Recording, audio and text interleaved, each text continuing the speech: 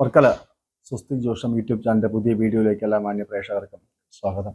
ഈ വീഡിയോ ഞാൻ പറയാൻ ഉദ്ദേശിക്കുന്നത് ഈ ചിങ്ങം മുതൽ 1201 ആണ്ട് ചിങ്ങമാസം 1-ാം തീയതി മുതൽ 2025 ഓഗസ്റ്റ് 17 മുതൽ ചില പ്രത്യേക നക്ഷത്രക്കാർ വിശേഷമായിട്ട് മൃത്യുഞ്ജയ ഹോമം ചെയ്യണം. എല്ലാ മാസവും അവരുടെ നാളിൻ്റെ അന്ന്, അല്ലെങ്കിൽ ശിവന് വിശേഷപ്പെട്ട തിങ്കളാഴ്ച ദിവസം, മാസത്തിലൊരു തിങ്കളാഴ്ച ചെയ്യണം. എന്തുകൊണ്ടെന്നാൽ ഈ നാളുകാർക്ക്, ഞാൻ ഇനി പറയാൻ പോകുന്ന ആ നാളുകാരെ സംബന്ധിച്ച് ശനി പ്രതികൂലമാണ്. ശനി പ്രതികൂലമായി കഴിഞ്ഞാൽ ശിവനെയും ശാസ്താവിനെയും ഭജിക്കണമെന്നാണ്. ആ ശനിയുടെ പ്രതികൂലാവസ്ഥ ശാരീരിക മാനസിക അവസ്ഥകളെ ബാധിക്കുന്നതാണെങ്കിൽ തീർച്ചയായിട്ടും ശിവഭജനവും മൃത്യുഞ്ജയ ഹോമവും മൃത്യുഞ്ജയ അർച്ചനയൊക്കെ വേണം. ഏതൊക്കെ നക്ഷത്രക്കാരാണെന്ന് നമുക്ക് നോക്കാം. അതിന് മുന്നേ Varkala Swastik Jyotisham YouTube channel subscribe ചെയ്യുക, ലൈക്ക് ചെയ്യുക, ഷെയർ ചെയ്യുക.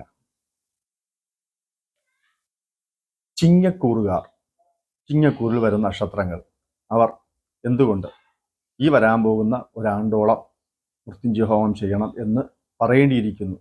എന്തുകൊണ്ടെന്നാൽ ചിങ്ങക്കൂറ് മഹം, പൂരം, ഉത്രത്തിൻ്റെ ആദ്യത്തെ 15 നാഴിക ഈ നക്ഷത്രക്കാർക്ക് ശനി അഷ്ടമത്തിലാണ്.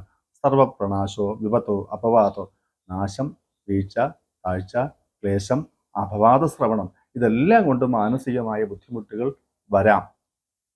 ഇന്നാളുകാർക്ക് ചന്ദ്രാൽ 7-ാം ഭാവാധിപതിയാണ് അഷ്ടമത്തിൽ പോയതുകൊണ്ട് സമൂഹവുമായിട്ടുള്ള നല്ല ബന്ധങ്ങളിലും ക്ലേശം വരാം.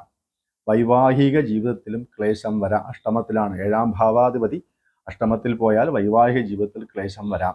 അതുപോലെ ധനരാശിയിലേക്ക് ദുരിതത്തിൽ നിന്നുകൊണ്ടുള്ള ശനിയുടെ ദൃഷ്ടി, ഇതെല്ലാം തന്നെ മാനസികമായ പ്രയാസങ്ങൾ വന്ന് ആദിമൂലമുള്ള വ്യാധി, മനപ്രയാസം വന്ന് അതിൽ നിന്നുള്ള ആദി കൊണ്ടുള്ള വ്യാധി ശാരീരികമായിട്ട് വരാൻ സാധ്യത ഉണ്ട്. അതിനെന്ത് ചെയ്യണം? ശിവനെ ഭജിക്കണം, മൃത്യുഞ്ജയനെ ഭജിക്കണം. ശരീരത്തിന് സൗഖ്യത നൽകാൻ, രോഗം വരാതിരിക്കാൻ, രോഗാവസ്ഥയുടെ സാധ്യതകളെ ഇല്ലാതാക്കാൻ മഹാമൃത്യുഞ്ജയ മൂർത്തിയെ ഭജിക്കണം. അതുകൊണ്ട് ഇനി വരാൻ പോകുന്ന ഏകദേശം 1 വർഷത്തിലധികമുള്ള കാലം ഈ നക്ഷത്രക്കാർ മൃത്യുഞ്ജയ ഭഗവാനെ ഭജിക്കുക, ശിവനെ ഭജിക്കുക. അവരുടെ നക്ഷത്ര ദിവസം മഹം, പൂരം, ഉത്രത്തിന്റെ ആദ്യത്തെ 15 നാഴിക ജനിച്ച വ്യക്തികൾ ആ നക്ഷത്ര ദിവസം ശിവക്ഷേത്രത്തിൽ മൃത്യുഞ്ജയ ഹോമം സ്ഥിരമായിട്ട് ചെയ്യണം. അല്ലെങ്കിൽ മാസത്തിലൊരു തിങ്കളാഴ്ച തലേ ദിവസം വന്ന് മത്സ്യമാംസാദികളൊക്കെ ഒഴിവാക്കി ശിവനെ ഭജിക്കുക.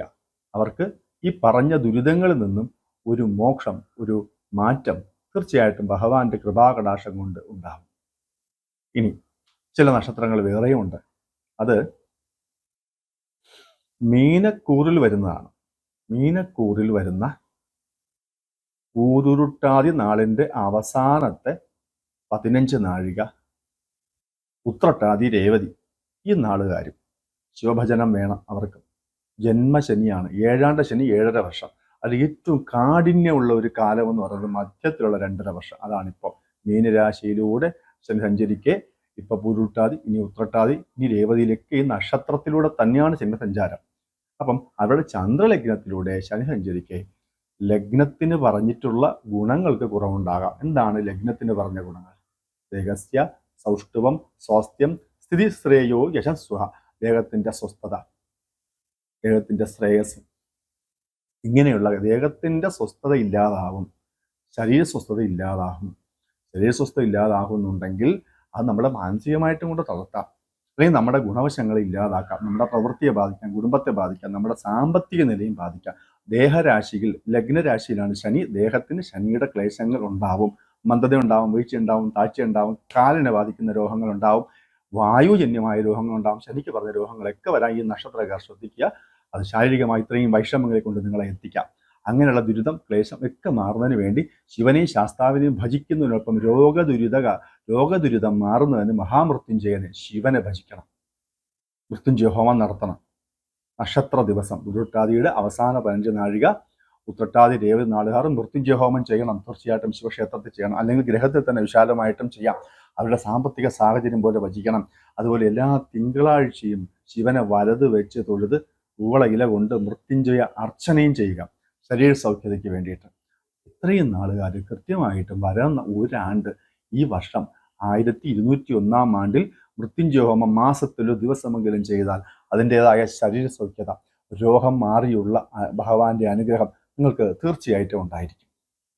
അതുപോലെ ശാസ്താപ്രീതി ആവാം, ശനിദോഷം കുറയുന്നതിന് വേണ്ടിയിട്ട് അതൊക്കെ അവൻ്റെ യുക്തിയും സാഹചര്യം പോലെ അന്യഥ എന്തും ചെയ്യാം. പക്ഷെ മൃത്യുഞ്ജയ ഹോമം ചെയ്യുന്നത് കൊണ്ടുള്ള പ്രത്യേക ഫലം തീർച്ചയായിട്ടും നിങ്ങൾക്ക് അനുഭവത്തിൽ വരും. ഈ വരുന്ന ഒരാണ്ട് അത് നിങ്ങൾ തീർച്ചയായിട്ടും ചെയ്യുക.